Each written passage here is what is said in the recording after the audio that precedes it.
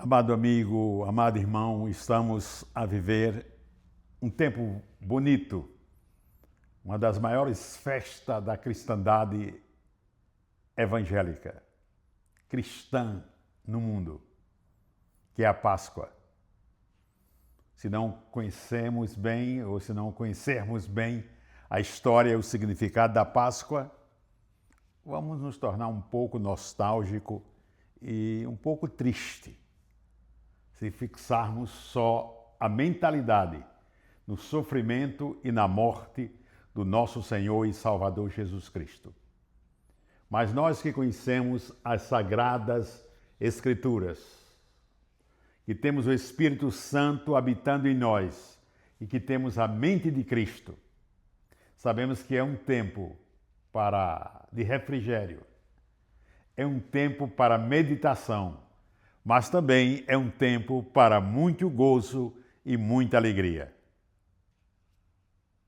Quando fazíamos parte da antiga religião, hoje era um dia bem tradicional, bem reverenciado e muito triste.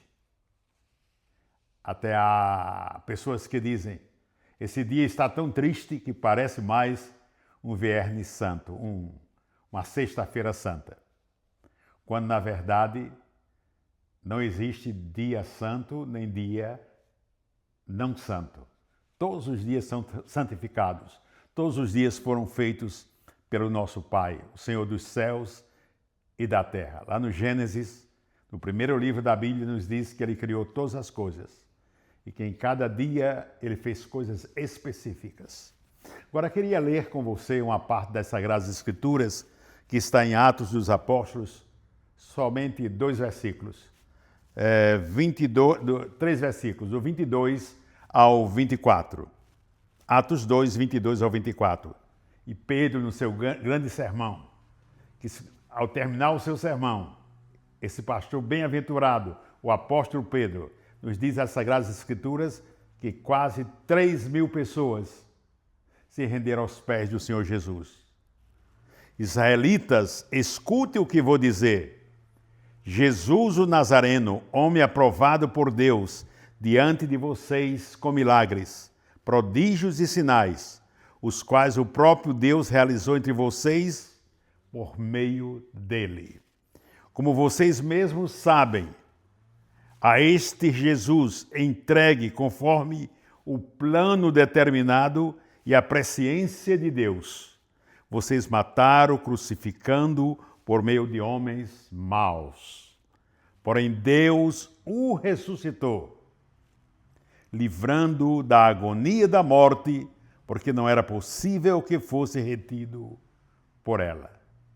Que palavra linda, que palavra abençoada. Deus o ressuscitou, vocês os maus, vocês os homens, foram executores. Mas Deus, como sempre, é o libertador. E esse 24 me encanta, o versículo 24. Porém, Deus o ressuscitou Jesus, livrando-o da agonia da morte, porque não era possível que fosse retido por ela. Já estava escrito, profetizado, que a tumba, a sepultura, não suportaria, não sufocaria, não humilharia ao mesmo. E sabemos que ele ressuscitou.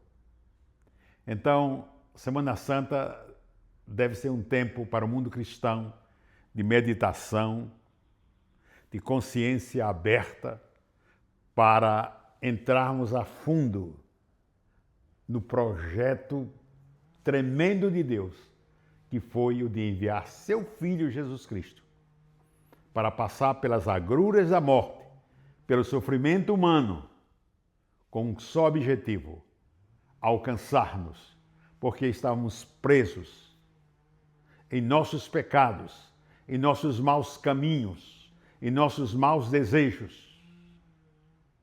E Ele veio para nos libertar das mãos do valente, e esse valente é o próprio Satanás. Nos libertou. E a salvação, essa libertação, não é só para mim, não é só para alguns, é para todos e para todo aquele que crê na mensagem do Evangelho, na mensagem do livro sagrado, na mensagem bíblica. Porque de tal maneira, de tal modo, amou Deus ao mundo, que veio e entregou seu Filho único, Jesus Cristo, para que todo aquele que nele crê não morra, não pereça, não seja exterminado, mas que tenha vida eterna. Essa é a vontade de Deus em Cristo Jesus. E ele mesmo diz em sua palavra: eu sou o caminho, a verdade e a vida. Em outras palavras, ele é o único caminho, a única verdade e a única vida que nos leva a Deus. Todas as demais religiões que você possa seguir, que não seja cristã, eles vão lá e vão mostrar a tumba do seu líder, vão chorar sobre ela, porque os seus restos ali estarão. Mas quando você vai a Jerusalém, você vai encontrar uma tumba de Jesus, mas vazia. O seu corpo, como ele disse às mulheres que foram pela madrugada vê-lo ainda escuro, a Maria Madalena, chorosa, ele disse: estão buscando dentre os mortos aquele que vive?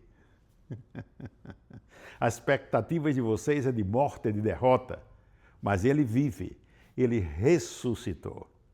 E essa é a nossa grande alegria, a nossa grande esperança. Então a Semana Santa é uma época, se você não tem a consciência do verdadeiro sentido bíblico do que foi a história da vida, morte e ressurreição de Cristo, e se você somente fica na vida e na morte e não toma posse da ressurreição, porque Paulo diz em sua palavra, se ele não ressuscitou, nossa fé não é nada, é inválida, vã é a nossa fé, mas Cristo ressuscitou. E por isso que esse exército poderoso é o maior exército na face da terra. Há 2000 anos, um homem que aparentemente foi derrotado, não foi, aparentemente, ressuscitou. Alguns, não muitos, alguns contestam a sua ressurreição. Mas uma dentre as muitas evidências mais fortes da sua ressurreição é este exército que tem 2026 anos, que não diminui, cresce a cada dia. Se ele não vem hoje, amanhã nascerão outras pessoas. E dentre essas multidões que vão nascer, vão aparecer milhares, milhares e milhões de seguidores de Cristo Jesus. Uns vêm facilmente, outros vêm para um convencimento através de uma palavra ungida, de uma explanação. Mas no final, todos vêm pela guiança do Espírito Santo que está entre nós. Então, o mundo cristão está em festa. Não pela morte, não pela a morte do seu morto, como alguns que fazem a procissão do seu morto. Isso era para quando estávamos sem luz, sem o conhecimento bíblico da verdade. Me lembro que minha mãe, quando seguia a antiga religião, celebrava muito forte essa procissão do Deus morto. Isso dá uma tristeza no coração de Deus, de Cristo que ressuscitou. É estarmos crucificando Cristo outra vez e dizendo nada passou, nada aconteceu. Graças a Deus que minha mãe um dia conheceu o Senhor Jesus e o aceitou como Salvador de sua vida. Ali em João Pessoa, no bairro do Cristo Redentor, na igreja Betel brasileiro que ainda existe ali no Cristo Redentor. Naquela época que tínhamos poucos crentes em toda João Pessoa, se contava de dedo. As missionárias ali chegaram, Lídia, Doris, Ernestine e tantas outras, levando essa mensagem de libertação. E hoje João Pessoa é conhecida e reconhecida como a capital brasileira do avivamento. Eu sei que há outras cidades muito fortes, né? Mas em João Pessoa, hoje, é um puro avivamento. Está se dando um boom em João Pessoa de turismo, de tantas coisas, mas não esqueça que tudo isso veio impulsionado pela força e vem pela força do Evangelho, do Evangelho de Deus em Cristo Jesus. Páscoa, libertação, saída com a promessa para pisarmos na terra prometida. Essa foi a promessa dada primeiro aos judeus, saindo do Egito, e a promessa continua. E a cada dia ela é renovada. A cada dia que alguém reconhece Cristo Jesus como Salvador e Senhor da sua vida, ele é liberto. Ele sai, abre uma porta e começa a viver uma nova vida em Cristo Jesus. Que Deus o abençoe em grande. Que Deus o abençoe em grande a você, a sua família. E nós que somos cristãos evangélicos, somos imbuídos. Sobre nós está a grande primícia, que é a grande comissão. Indo por todo o mundo, pregar o Evangelho, anunciar o Evangelho, proclamar as boas novas a toda criatura. Que Deus o abençoe em grande. Pastor Elcio Nunes, desde Houston, Texas.